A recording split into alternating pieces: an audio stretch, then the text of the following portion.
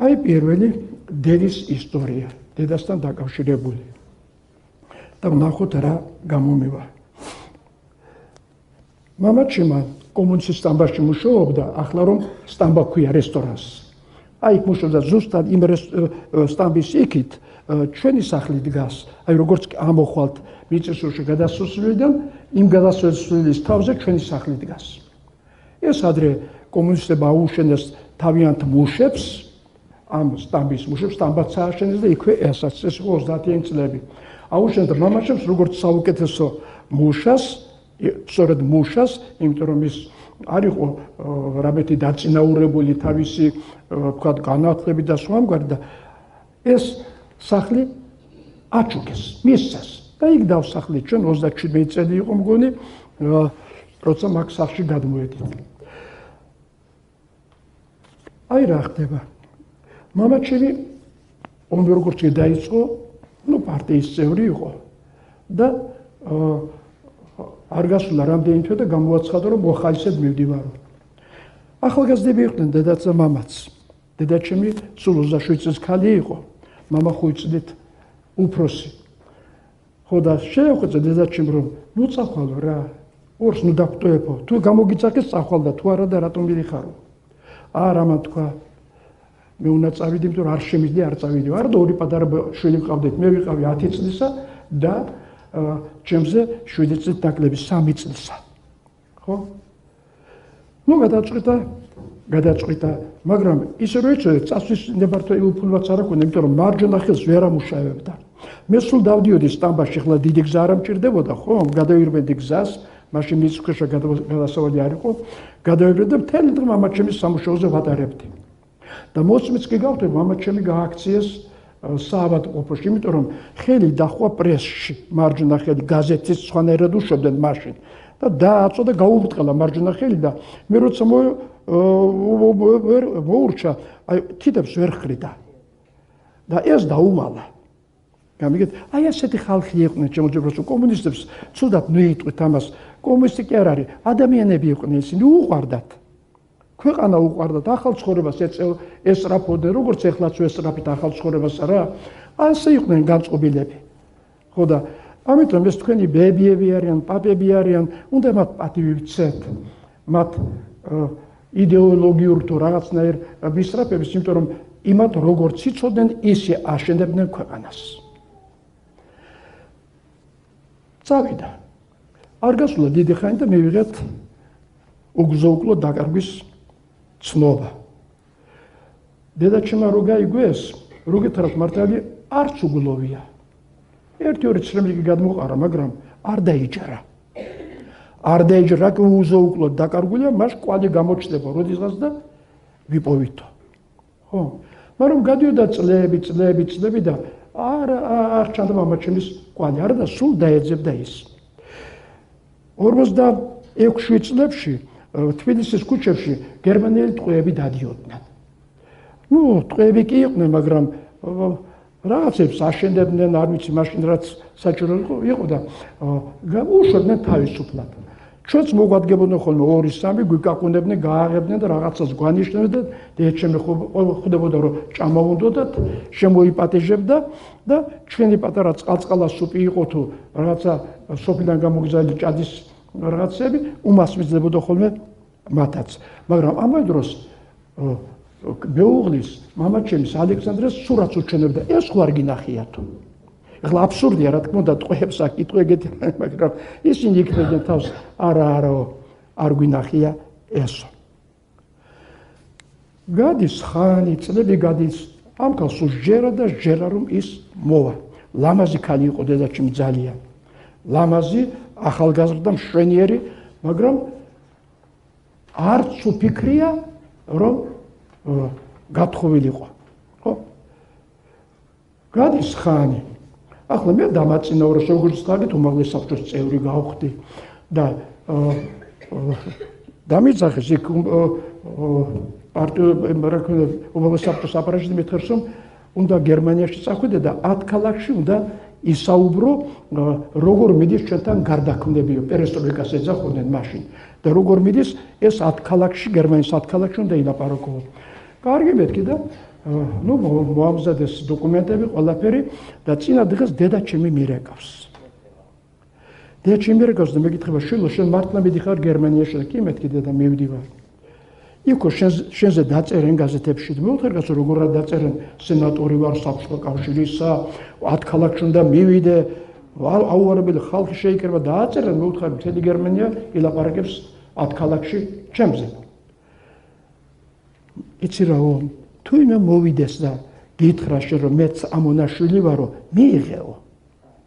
მე ვთქვი ეს ჩემი რას მოვიდო ვინ უნდა მოვიდეს გერმანიაში აღარც მახსოვს ახლა რომელი წელია 99 წელია და მამაჩემი 42 წელს მივიღეთ მისი დაღუპვის ამბავი აღარც მახსოვს მამაჩემიც აღარ მახსოვს რომ გითხრათ მართალი არა რუსულ თავი დედაჩემსაც სუეს თავში ედოს მე ვთქვი დედა მეთქი ეს ვინ ამონაშვილი მოვიდეს და არ ვიცი თუ იმე ეგეთი იყოსო მიიღეო თვითონ შავჯეკი მაშინ მივხვდი თურმე რას მოუდება დედაჩემი იქნება როგორც ეს ტყვეები და სხვათა შორის იმ ტყვეებიდან ძალიან შემოგვეჩინენ ისინი და ერთი მათგანი კიდეს დარჩა საქართველოში ვიღაცაზე ქალი ითხოვა და შვილები გააჩინა გერმანელი და ქართველი და ასე დედაჩემსაც ასე ეგონა ალბათ რომ თუ ტყვეთ ჩავარდებოდა ალბათ შვილები გაუჩნდა ხო ამონაშვილის გვარს არ დაკარგავდა და აი ძმასავით მოგედგება შენ ვიღაცა ეს ამას მიხდება თვითფრენავში რომ ეს რამის რა დედაჩემ მართლა სულ დახაროულებული ყავ იქნებ ეგ მეთქი ამონაშვილი გამოჩნდა და როცა ჟურნალისტები მთხოვდნენ საგანგებოდ ვაკვირდებოდი როგორ იწერდნენ ჩემს გვარს იმიტომ რომ ერთგან გაზეთში დაწერეს შვილი ამონა ესე გამყვეს ორად შვილი სახელად გამოაცხადეს ამონა გვარად და აი ასე და გავასწორე ეს გაზეთმა გაასწორა მე ეს რომ იქნება ვინმე ამონაშვილი იყო და მოვიდოდა ჩემთან რასაკვირველია ჩემთან არავინ არ მოვიდა რომ დავბრუნდი ბევრს დავდიოდი საბჭოთა კავშირის და ვიყავი ოდესაში მითხრს რომ აი აქო ახლომახლო სოფელი გლაზოვკა არისო იქ საძმო სამარია და სია და მომიტანეს სურათიც იქ წერია ად ამონაშვილი და ალბათ ეს თქვენი მამა ხო ჩემი მამა იყო რა თქმა უნდა ალექსანდრე დიმიტრიძე ერთადერთი იყო ხო ჩემი მამა იყო გამიხარდა ესა და დედაჩემთან ჩამოვიდა უთხრა დედა მე დეპუტატი ვარ სადაც გინდა იქ წაგიყვან ხალხი ფეხზე დახვდება ჩვენ წამოდი ვნახოთ და მამაჩემს გადაუხადოთ ხარკი მისი საფლავი ვნახოთ ხო იცი როგორ შემოხედა აი რას მელაპარაკები შენ არა მითხრა არა და არც მალაპარაკა რატომ იმიტომ რომ ცოცხალი უნდა და ის ყოფილიყო და არა სადღაცას მიწაში ჩადებული უკანასკნელი დღეები ჰქონდა საავადმყოფოში იწოდა ვეჯექი გვერდით და ისე გავიხსენე მამაჩემი და რა მითხრა იცით მე როცა მამა შენზე ვფიქრობ მაშინ ვარ ბედნიერიო რომ მგონია რომ ის ცოცხალიაო და შვილები ჰყავსო ეს მე მიხარიაო და ამიტომ სიტყვაც არ მითხრა არ შენ რომელიღაც სოფელზე არც ამ გვარზე წავიდა ცხოვრებიდან ისე რომ თავისი ქმარი იმავე ასაკის დატოვა რისით ის ჯარში წავიდა თვითონ მოხუცდა ხო ეს სიტყვა არ მიყვარს მაგრამ თვითონ ასე და ის კი დატოვა ასე ეხლა ეს ყველაფერი ჩემში აი სულ ცხოვრებაში თანამდებობა მაგაცო რა იყო ეს რა ფენომენთან მქონდა საქმე რა დავარქვა მე ახლა მას რა კანონი შეიძლება აქედან გამოვიდეს და ერთადერთი კანონი რომელიც მე გამომივიდა ეს იყო ერთგულების კანონი ერთგულება როგორ გვაკლია ჩვენ ეს ბევრს ერთგულება აი იმაში ვიერთგულებთ იმაში არ ვიერთგულებთ ხომ იქაც გავიტანთ და აქ ვიღაც შეიძლება არ გავიტანოთ ხომ გვიყვარს და არ გვიყვარს ოჯახები ხშირად ამის გამო ეინჯღრება რომ ერთგულება ხანდახან შეგვისუსტდება ხოლმე ხომ გინდათ რომ სიყვარული დაამტკიცოთ ერთადერთი გამოცდა სიყვარულისა ერთგულებაა აი ეს არის ჩემი კანონი სიყვარულის გამოცდა ერთგულებაა ერთგულება ყველაფერში პატივისცემაში ურთიერთობაში, განცდებში, გაჩუქებაში და სხვაგვარი ერთგულება ყველაფერში. და მით უმეტეს თუ ცოლი და ქმარია, ხო? თუ დედაჩემო უერთგულა ქმარს, რომელიც გვერდით აღარ აყავდა, აი ასე სიცოცხლის ბოლო წლებამდე ჩვენ რა გაგვიჭირდა რომ დღეს აღარც ომია, აღარც არაფერია, სიმშვიდე გვაქვს, მეტნაკლებად ხომ, რომ ეს ფაქიზი გრძნობა, ერთგულების გრძნობა არ გვედოს გულში. ერთგულება არაა გმირობა, არ თავგანწირვა, ხო? არაფერი არ არის ესა. არ შეიძლება იტრავა ხო იმას, რომ მე ისეთი ერთგული ვარ, იცი როგორი ერთგული ვარ? ვერ იტყვი ამას. ერთგულება არის სულის თვისება. სულის თვისება, როგორც სახე ასეთი გაქვს, ხო? ხმა ასეთი გაქვს, სულში ჩადებული ერთგულება, აი ასეთი ხარ.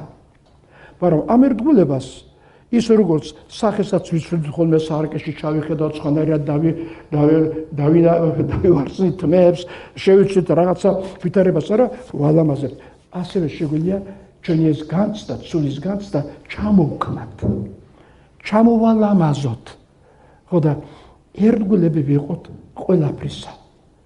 როგორც ცოლი, როგორც ქმარი, როგორც შვილი, როგორც დედა, როგორც ბებია, როგორც პაპა, როგორც შვილიშვილი, აი ამ ნათესაობაში ერთგულება. ერთგულება გითხარით სიყვარულის გამოცდა. თუ გიყვარს ვინმე, მარტო ერთგულებით შეიძლება დაუმტკიცო, კიდევ ერთი დაუმტკიცე, საჩუქრებით ვერა.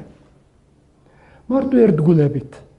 ერთგულებით თვალებში შეხედავ, გამოიცნობ რა უნდა, შეუსრულებ, ესე იგი, მისთვის იწვი, ვინც გიყვარს, სანთელივით ახარ მისთვის. ანთებული სანთელივით, ხო? ვინც გიყვარს, ვინც არ გიყვარს, ნუ ყველა კი უნდა გვიყვარდეს, მაგრამ ზოგი ჩემიანია და გულზე მაბია და ზოგი სხვა ყავს პატრონი რომ მოუვაროს და უერთგულოს, მაგრამ მე ჩემი ისა მაქვს საგვარეულო თუ სანათესავო თუ ოჯახი და სხვა და აი ეს განცდა ერთგულებისა. ხო? გამოგადგებათ აი ეს საუბარი თქვენ ცხოვრებაში ჩემო ძვირფასებო. ჩაუფიქრით ამას კარგით, თუ იმე სადაცაც შეგვეშალა. ნუ წავიდეთ ან ჩვენს მოძღვარს ახსარება ჩავაბაროთ, ან ჩვენთვის ჩამოვიერთოთ სულში ეს რაღაცა და უერთგულოთ ერთმანეთს. უერთგულოთ. რასაკვირველია არა ბოროტებაში და არა ცუდ განზრახვებში. იქ ერთგულება ღალატია, ხო? არამედ ცხოვრების აშენებაში რომ ოჯახში მეტი სიამტკბილობა იყოს, ურთიერთგაგება იყოს, ნაკლები იყოს გაუგებრობა და ჭყაყანი, ჭყუები, უმადურება, ბუტიაობა და სხვა ამგვარი, ესენდ რომ ეჭვი არ არსებობდეს ოჯახში. ქალს ეჭვი არ ეპირებოდეს ქმარზე, ქმარი კიდევ ცოლზე არ ეჭვიანობდეს. რა არის ამისთვის საჭირო? ერთგულება. ერთგულება საქმეში უნდა დაანახო კიდევ ხმართალია. საქმეში მამა სახში ბრუნდება, დროზე ბრუნდება, არ დასერნობს იქით-აქეთ და ბოლოს სადაა ჩემი კარებიო, ჩემი სახლის დროზე დაბრუნდება შინ, იმიტომ რომ ვინახავ შინ?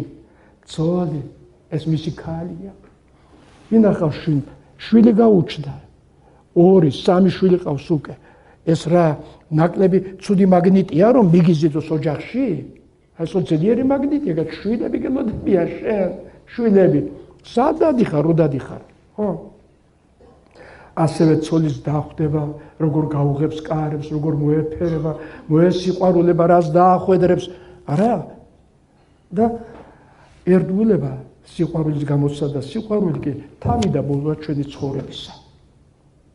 აი ეს ერთი ჩემი ცხოვრების გამოცდილებიდან ერთგულების კანონი. ერთგულების კანონი.